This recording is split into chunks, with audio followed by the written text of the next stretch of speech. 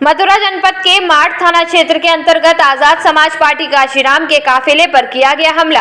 काफिले में थे मौजूद भीमा आर्मी आजाद समाज पार्टी काशीराम के राष्ट्रीय अध्यक्ष व नगीना से सांसद चंद्रशेखर आजाद। एएसपी के द्वारा यूपी के समस्त जिलों में हमले के विरोध में दिया जिला मुख्यालय पर 1 दिवसीय धरना ज्ञापन। एएसपी से फिरोजाबाद में जिला अध्यक्ष प्रेमचंद की अध्यक्षता में दिया गया ज्ञापन। जिला मुख्यालय पर अध्यक्ष ने कहा, हमला करने वालों को फांसी दी जाए, साथ ही राष्ट्रीय अध्यक्ष की सुरक्षा बढ़ाई जाए। और आगे एक सांसद के साथ बीजेपी सरकार में जो हुआ है वो किसी के साथ ना हो। एससी, एसटी, ओबीसी, अल्पसंख्यक समाज को बीजेपी सरकार में सताया जा रहा है। कहा, न्याय नहीं मिल रहा है। शासन प्रशासन सुरक्षा के मामले में फेल है। बीजेपी सरकार पर हमला करते हुए कहा कि बहन बेटी इस सरकार में नहीं है सुरक्षित। इज्जत, आबरू, जेवरात लूटे जा रहे हैं।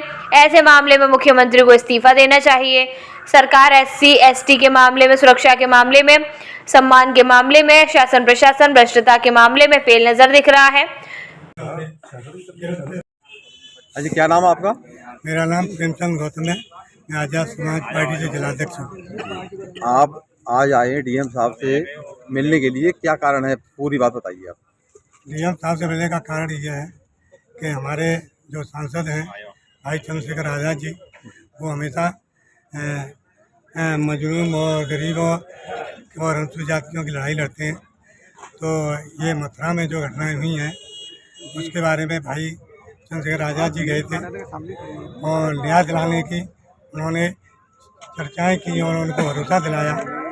तो उस जगह से जब वापस जा रहे थे माठ की तरफ, तो अकस्मात तत्व के लोगों ने उन पर एक पत्थरबाजी करके हमला किया। और ये सरकार ऐसी सरकार है जो कि हम लोगों को, अनुसूचित जाति, जनजाति और ओबीसी वालों को न्याय नहीं मिल पा रहा है और हम लोगों पर दिन प्रतिदिन जुर्म ढाए जा रहे हैं और हम लोगों को हर तरीके से दबाया जा रहा है। बहन बेटियों की शादियों को नहीं होने देते हैं, लूटपाट करते हैं। तो हमारा उद्देश्य यही है कि ऐसा साम्राज्य नहीं चले जो कि लोगों को न्याय न मिल सके। हम यही चाहते हैं कि हम लोगों को न्याय मिलना चाहिए और हमारी बहन बेटियों की आबरू कायम रहनी चाहिए और जो भाई की नीतियाँ हैं उन पर अमल किया जाए। बाबू जी, आज ये आजाद समाज पार्टी द्वारा ज्ञापन दिया गया है, क्या पूरा प्रकरण है, क्या मामला है, जरा विस्तार से बताएं। आज के दौर में उत्तर प्रदेश में भाजपा की सरकार चल रही है। निश्चित तौर से ये कहा जा सकता है अनुसूचित जात, जनजात, ओबीसी, माइनॉरिटी सबके लिए बहुत ही घातक है। उनके तौर तरीके इस तरह के हैं कि ये सारी जातियां उत्तर प्रदेश से बाहर चली जाएं। उनका ऐसा मानना है शिक्षा का उन्होंने राष्ट्रीयकरण ही कर लिया। सारे बिजनेस हैं उनका राष्ट्रीयकरण कर रहे हैं, बहुत सारी संपत्तियों को बेच रहे हैं।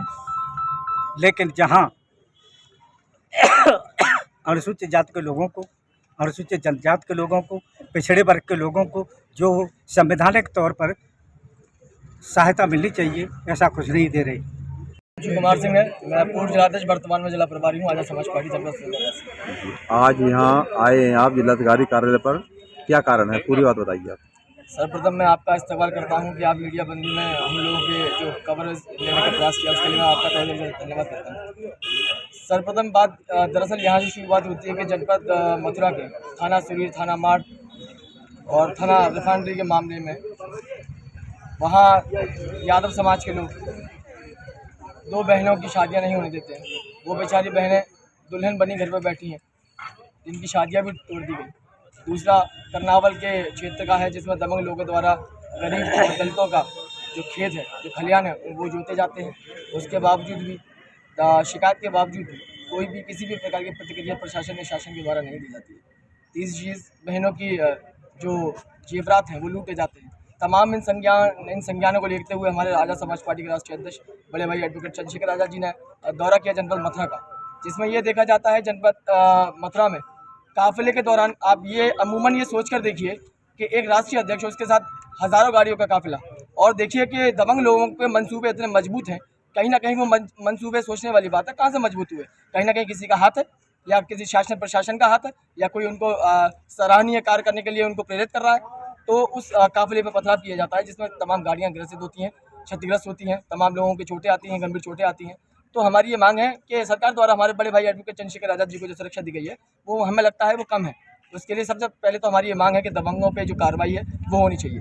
दूसरी बात, वहाँ जो बहन बेटियों के साथ जो हुआ है उसके लिए भी उसके खिलाफ कार्रवाई होनी चाहिए। तीसरी बात, हमारे जो राष्ट्रीय अध्यक्ष हैं उनके सुरक्षा को लेकर के हम ये चाहते हैं कि बेहतर से बेहतर सुरक्षा केंद्र सरकार उनके लिए मुहैया कराए। ठीक, बहुत बहुत